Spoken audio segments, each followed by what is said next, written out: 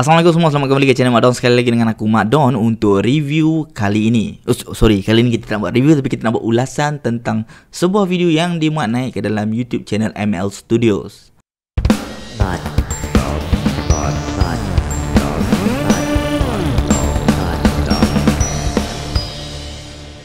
Okay, sebelum tu aku nak cakap terima kasih kepada subscriber lama dan selamat datang kepada subscriber baru kepada dalam channel ni. Kalau hampa tak tekan lagi button subscribe tu, hampa boleh tekan lah ni ataupun hampa boleh tunggu kepada hujung video ni. Dan kalau hampa rasa hampa suka dengan konten aku ke macam mana ke, jadi boleh tekan button subscribe tu dan juga button notification. Okay, kepada siapa yang ikut aku lama dah, hampa tahulah sebelum ni aku guna clip mic saja nak buat video. Tapi kali ni alhamdulillah aku dah ada sebuah mikrofon podcast yang daripada Boya PM700. Semua ni baru first time aku try. Aku ada tengok review tapi dalam tu dia ada tulis depa sunting audio tu. Jadi aku tak reti lagi sunting audio ni. Kalau first video ni audio dia macam pelik sikit, mungkin sebab aku tak sunting lagi. Tapi nanti aku akan cuba sunting lah. Aku akan belajar lah benda tu, tak pelan-pelan. Cuma kali ni kita nak, ni orang kata first time try. Kepada siapa yang tak tahu, ML Studio dalam 2 hari lepas kot macam tu ada upload satu video yang mana tajuk dia adalah ada beza kritik dan condemn. Dia punya tuan speaker tu adalah kuku besi. Bila kita dengar tajuk tu, kita expect bahawa tuan speaker akan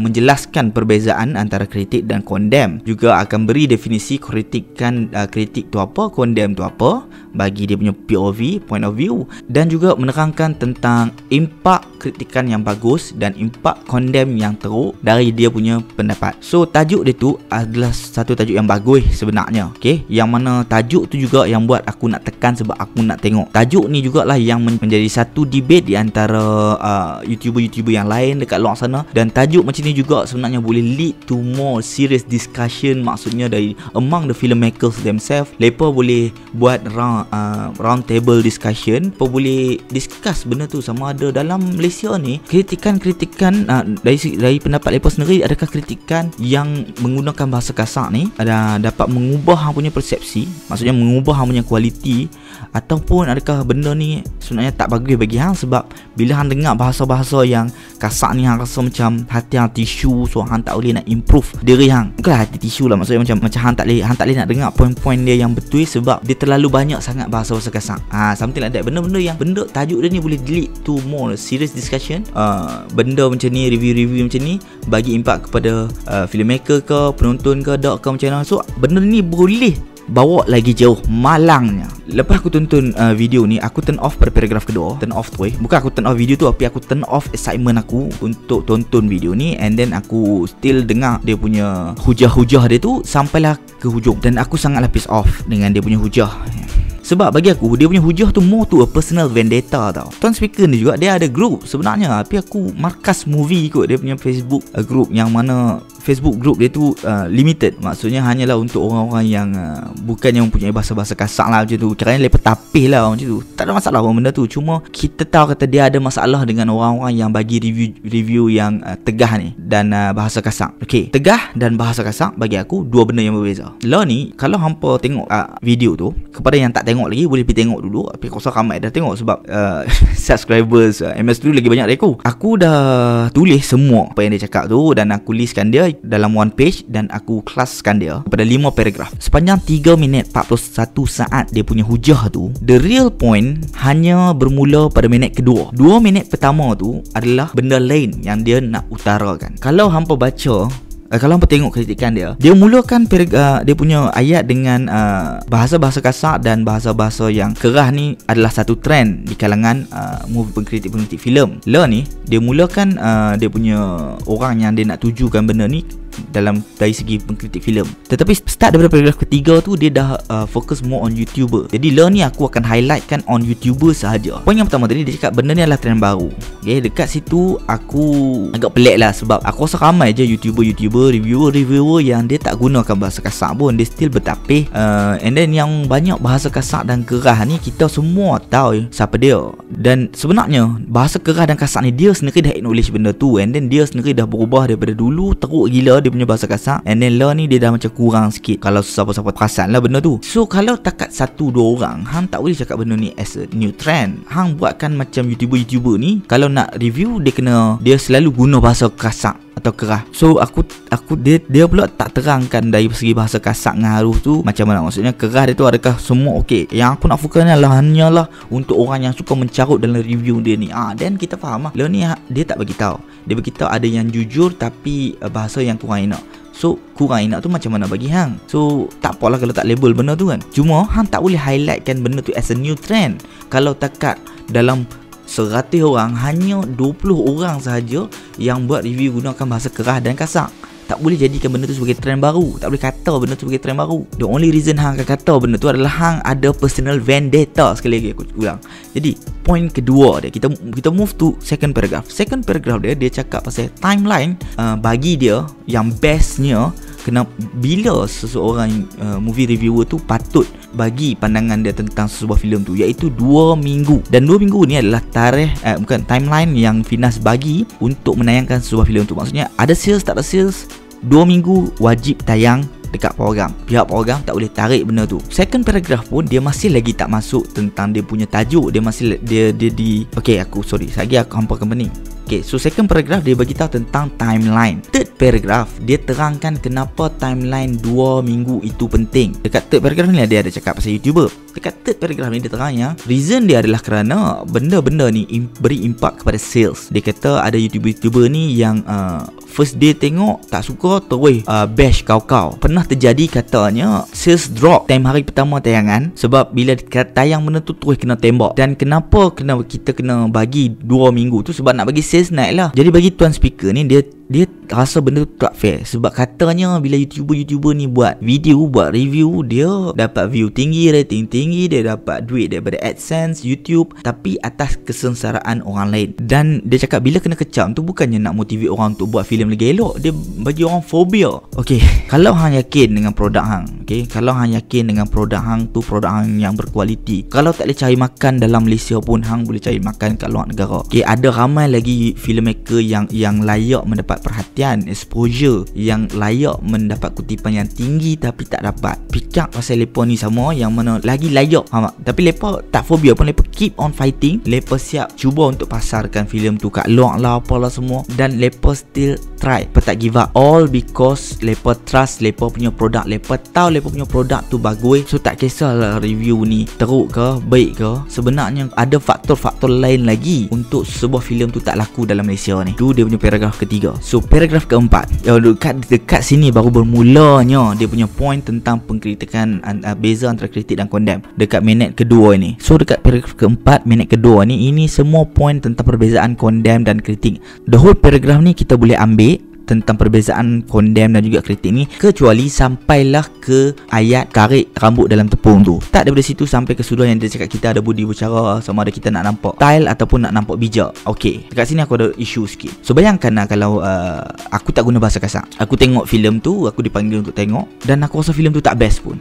Time malam tayangan perdana tu, bila orang tanya aku, kalau aku jawab benda ni adalah bukan aku punya genre, ataupun benda ni bukan my cup of tea, benda ni bukan my cup of tea ke, ataupun ada orang lain yang akan suka kan filem ni ke apa ke, hang tak rasa benda tu orang macam macam tak orang bagi tahu kata tak best. So any words yang keluar pada malam tayangan perdana tu, even though sebijak-bijak mana pun orang tu, kalau dia tahan pun, dia putar belik ayat pun, kita punya orang masyarakat ni sebenarnya dah improve dari segi pemilihan filem. Bagi akulah tak banyak improve dia, tapi ada. So kalau kita gunakan ayat yang bijak terang mana sekalipun, lepas tahu kalau hang cakap bukan hang punya taste, orang akan cakap kata review dia sebelum ni filem-filem dia yang dia recommend semua elok-elok. So kalau dia cakap bukan taste dia tu, maksudnya tak elok lah, ataupun mungkin kurang enak. Yang kedua, kalau aku diam terus tak bagi apa selama 2 minggu, hang pula tak tahu kata kebanyakan masyarakat dia akan ingat yang kalau tak ada apa-apa review daripada mana-mana reviewer selama 2 minggu tu, sebab sebelum ni pernah terjadi, aku lupa cerita apa, yang ada orang ramai komen yang cakap kata patutlah tak ada siapa pun sembang pasal cerita ni, tunggu habis tayang. Rupanya ada pernah terjadi, tapi aku lupa cerita apa. So bayangkan, orang siap tunggu, orang tahu kata kalau tak ada siapa update pasal cerita tu dalam 2 minggu, orang tahu dah cerita tu teruk. So how? Semua ni back to the filmmaker themselves. Sama ada produk yang mereka keluarkan tu betul-betul padu, ataupun you guys hanya buat just for the sake of business. So in the end, itu semua atas filmmaker. Banyak lagi faktor-faktor lain yang menyumbang ke arah sales sesebuah filem kenapa hang dalam speech hang ni nampak macam nak salahkan 100% kepada YouTuber. And then penutup dia dah tak relate balik. Penutup dia adalah penutup terakhir untuk person yang dia ada vendetta tersebut. So dekat sini mungkin penutup dia macam 50-50 lah. 50 untuk penutup untuk perbezaan kritik dan condemn, 50 lagi macam nak beritahu kata ramai YouTuber ni kurang bijak dalam mengkritik sebuah filem dan tak ada ilmu pun, cakap ikut sedap je. Okay? Even though kebanyakannya highlightkan tentang storyline yang banyak plot hole, highlightkan tentang cinematography, highlightkan tentang editing, sound, acting. Even though ramai yang highlightkan benda-benda tu, mungkin bagi dia still tak rasa lepas ni berilmu. So tak apalah, mungkin dia tak pernah tengok orang lain lah kot. Mungkin aku pun dia tak pernah tengok lah kot. Mungkin, atau mungkin ramai lagi dia tak pernah tengok. Dia tengok 2-3 orang dan dia judge macam tu je. So kalau hang tengok the full speech ni, dia macam nak target certain people lah. Macam aku cakap tadi lah, orang yang guna bahasa kasar dan ni sebenarnya tak banyak lah Malaysia ni. Kalau hang tengok dalam komen dia, lepas mention 1-2 nama sahaja. Okay? Dan paling banyak ada seorang ni lah yang hang tengok sendiri, sebab kawan tu dah reply balik dalam video dia, justifykan semua benda. Dan speech dia ni, the whole hujah dia bukannya pasal ada beza kritik dan condemn. Dia more tu kenapa filem Malaysia tak laku. Pengkritik filem ni adalah reason kenapa filem Malaysia tak laku. Kalau itu dia punya tajuk, aku surely takkan tengok. Tapi bila tajuk dia ada beza kritik dan condemn, itu yang buatkan aku nak tengok. So pada speaker ni dia rugi banyak. Dia boleh buat benda ni jadi lagi luah, boleh lead to more healthier discussion, tapi dia turn on dia punya personal vendetta untuk tuju kat certain people. Jadi dekat situ nak bagi tahu, kalau hang nak target, hang ada personal vendetta hang, instead of educate people tentang perbezaan kritik dan condemn, guna platform sendiri. Yang gunakan platform ML Studio. Walaupun aku bukan owner ML Studio, tapi aku rasa kata-kata yang follow ML Studio untuk tengok, untuk menimba ilmu. Okay? Sebab ML Studio banyak share video-video macam tu. Bukannya video-video aku nak diss kawan tu, so aku nak hentam kawan ni, so aku masuklah ML Studio. Tak ada. Dan tuan speaker juga kena tahu yang kalau you nak suruh orang jadi pengkritik yang bijak, you sendiri sebagai seorang speaker haruslah jadi speaker yang bijak, tahu membezakan antara personal vendetta dan juga sebuah lecture. Dan tahu karang kan you punya hujah tu point by point bila nak cakap something tu. So how bila you punya speech sendiri pun point banyak kelut, lepas tu in the end nak cakap jadilah pengkritik yang bijak. The reason why aku buat YouTube movie review ni adalah untuk belajar tentang filem. Sambil tu mengajak juga tentang filem yang mana aku timba ilmu tu, so that kita sama-sama belajar.